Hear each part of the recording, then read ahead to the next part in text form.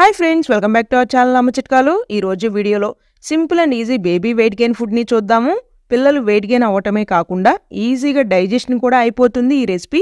Same రెసిపీనే మీరు చాలా రకాలుగా పిల్లలకి నచ్చేలాగా చేసి పెట్టుకోవచ్చు. అది ఎలాగో అనేది కూడా ఈ వీడియోలో నేను మీకు క్లియర్గా ఎక్స్ప్లెయిన్ చేస్తాను.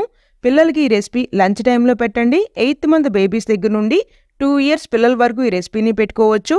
పిల్లల కోసం మరికొన్ని easy weight gain recipes videos కావాలి అంటే ఈ వీడియోని లైక్ చేయండి.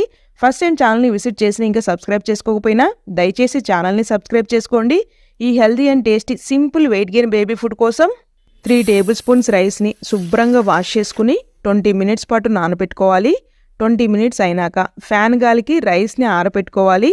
మనకు 10 to 15 minutesలోనే ఫ్యాన్ గాలికి రైస్ చక్కగా ఇలా నీళ్ల తడి లేకుండా ఆరిపోయి ఉంటుంది. వీటిని ఒక బౌల్లో తీసుకుని పక్కన పెట్టుకోవాలి. ఇప్పుడు ఒక బాండీలో 2 almondsని 1 minute పాటు డ్రై రోస్ట్ చేసుకుని 2 cashew మనం ఆరబెట్టుకున్న రైస్ని కూడా వేసి లైట్గా రైస్ డ్రై రోస్ట్ చేసుకుని చల్లారనిచ్చినాక గ్రైండ్ చేసుకోవాలి. 8th month నుండి 1 year లోపు పిల్లలకి అయితే మెత్తగా గ్రైండ్ చేసుకోవాలి. 1 year నుండి 2 years పిల్లలకి అయితే నూకల్లాగా కొద్దిగా బియ్యం గింజ కనపడేలాగా గ్రైండ్ చేసుకుని పక్కన పెట్టుకోండి. ఈ పొడిని మీరు 8 కంటైనర్లో 15 to 20 days వరకు ఫ్రిడ్జ్లో పెట్టకుండానే యూజ్ చేసుకోవచ్చు అనమాట.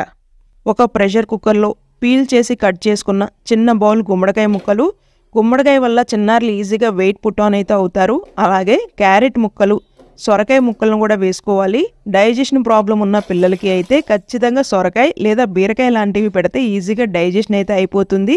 తగినంత నీళ్లను కూడా పోసుకుని 4 to 5 years వచ్చేంత వరకు కుక్ చేసుకున్నాక ఎక్స్ట్రాగా వాటర్ ఏమన్నా ఉంటే తీసేసి కొద్దిగా వేడి మీద ఉన్నప్పుడే స్మాషర్ సహాయంతో మెత్తగా ఈ వెజిటేబుల్స్ అన్ని ప్యూరీ లాగా మనం మెతుపుకోవాలన్నమాట.